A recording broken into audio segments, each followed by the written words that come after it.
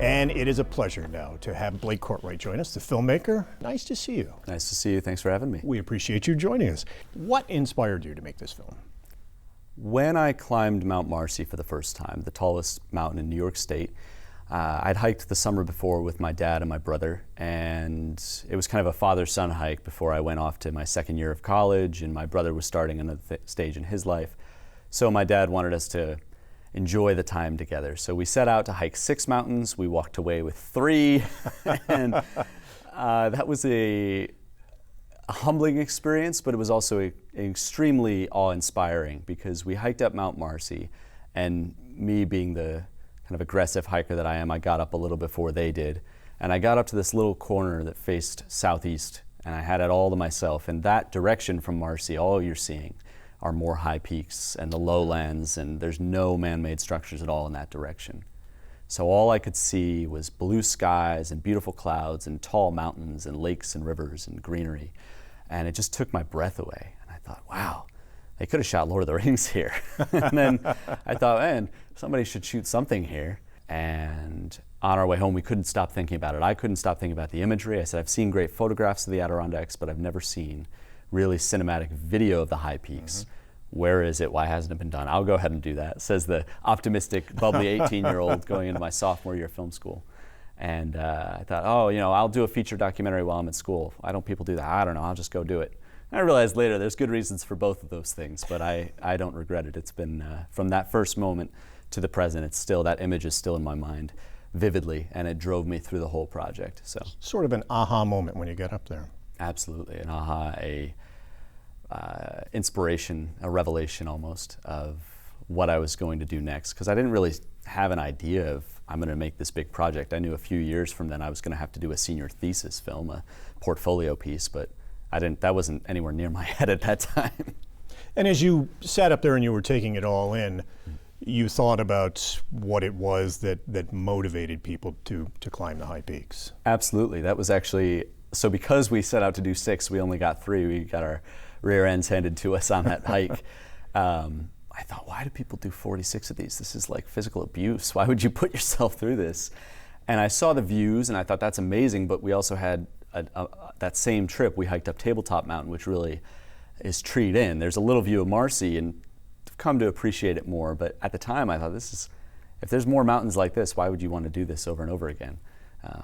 What drives people? And that became the thrust of the production was a question. I didn't set out with an agenda. I set out to inquire and to discover what transforms people from casual day-to-day hikers into these legendary 46ers that's kind of a national and internationally renowned hiking club. What drives these people and what changes them? And as we see in the film, there's no one definitive answer. That is correct. I was hoping for a little bit more of a concise, nice little media package there, and I think it's actually timely in today's day and age where we have so much in the news, where people are pushing this, that, or the other thing, to have a place like public television where you can have that clearer, just this is what it is. And I think that the 46ers lends itself to that I just let the story tell itself. And it's awesome to be on public television to share that, because I think it's a great place for that. Are you an avid hiker? I am, although I actually dislocated my knee 3 times during production, so I do not have my 46 yet. I'm at 18. But the film was never about me or my journey. It was always about the other people. So people will ask me about that. Oh, why didn't you do all of them? And I said, well, I wanted to do them all, and I still will, but it's going to be a lifelong journey rather than a summer or 2. So you're an aspiring 46er? Technically under 30, so not technically aspiring, but I am aspiring to become a 46er. And how did that help you when it came to making this film? For me to spend that much time and energy in a project, I have to be passionate about what it is.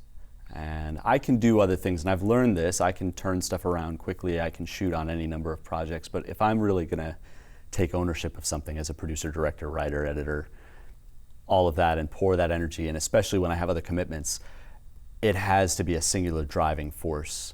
And for me, this was something I really wanted to do. I wanted to be in the mountains.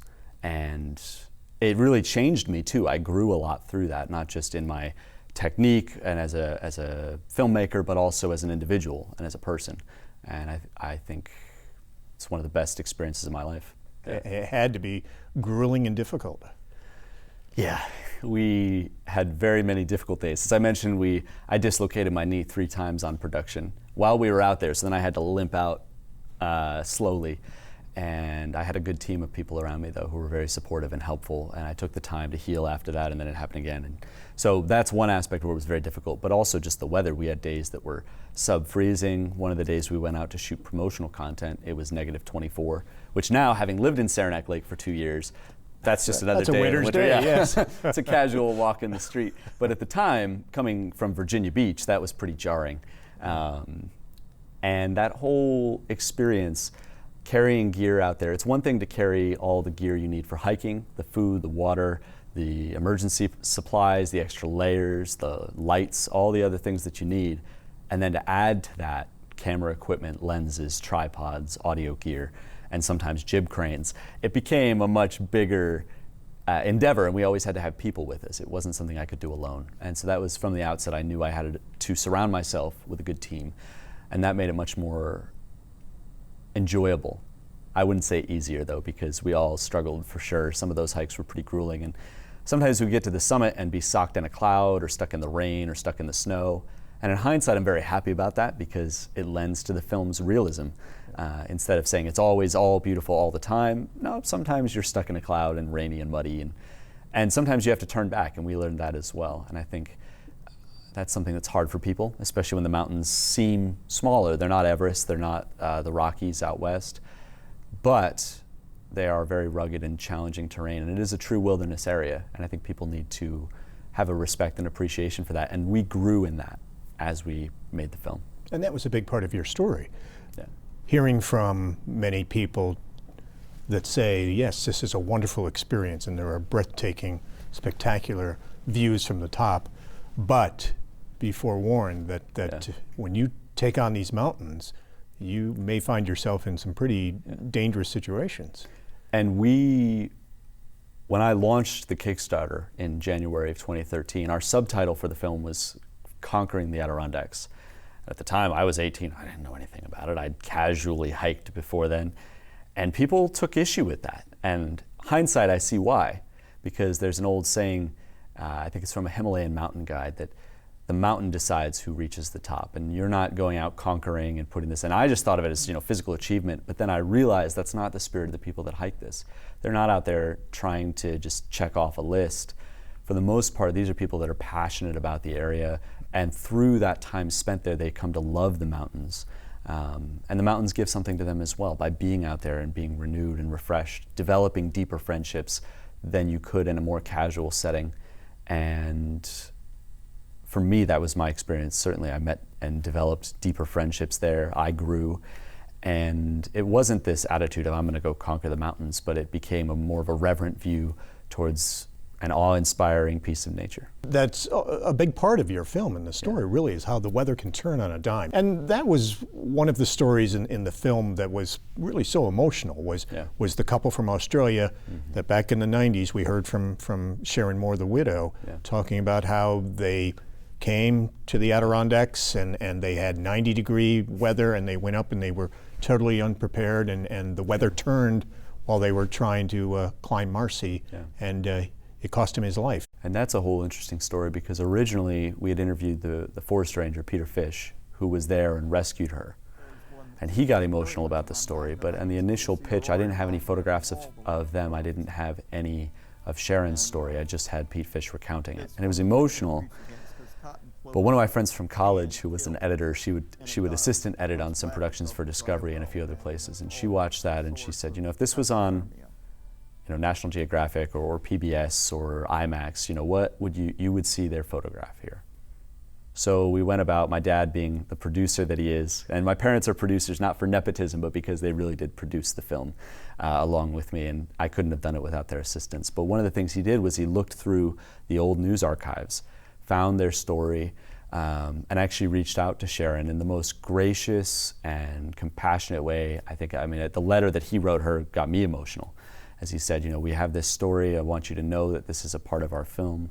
And Pete Fish, and he stressed how compassionate Pete Fish was in the story, and that the point of including it was not sensationalism, but to serve as a warning so that that can be avoided for other people, because they didn't know. It was not their fault. It wasn't arrogance. It wasn't a crass attitude. It wasn't a reverence towards the mountain. They're conservationists. Right. They simply didn't know. And that's the most common thing that happens, is people get caught and they don't know.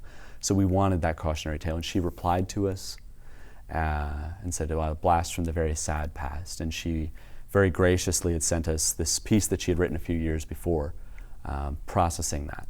And then we asked her if she'd be willing to read it. So she did, and recorded that audio, and that's what you hear in the film, is her reading this thing where she had written. And she's a writer and a conservationist, and really, I was moved to tears the first time I read what she wrote, and then when I heard her read it, I was moved again. It was quite touching. It was, and then my composer put the music under there, and it just pulls your heartstrings out, because they didn't deserve that. That wasn't something, it wasn't like they were doing a dangerous stunt and they, maybe got what they could have deserved, so to speak, from it, or, that's the risks you take. It was an honest mistake that everybody's made, but not everybody's had to pay for it. You've been showing the film at screenings across New York, and here in Plattsburgh it drew more than 600 people, one of the largest audiences yet for the newly renovated Strand Theater in downtown Plattsburgh. So we spent the 3 years producing the thing, and then we finished it. We had our premiere at Paul Smith's. This was back in 2015,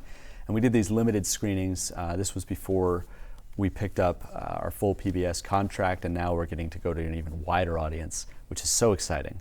But in that time, we got to go around the state, and to come into those theaters and see all those people who wanted to see the film, that was a satisfying experience, because we really shot it with a mind for a big screen. And that's there's certain shots that don't register the same as they would in those big settings. So those people really got a special treat to get to see some of those things in a huge screen with the full setup there. And that was a privilege, to be at the Strand and to share it here in Plattsburgh. I had a little bit shorter hair then. Wasn't full mountain man at that point. But to be able to share the story there too in front of all the people, and I got to bring on my second unit cinematographer, Dan McCullum, who was a Plattsburgh native and worked at the station for a time. Worked here, at MLPBS. And so he got to share a little bit there as well, and we actually got to feature a short film that he had done about Carl Heilman. So it was a very full circle experience there to do that whole production.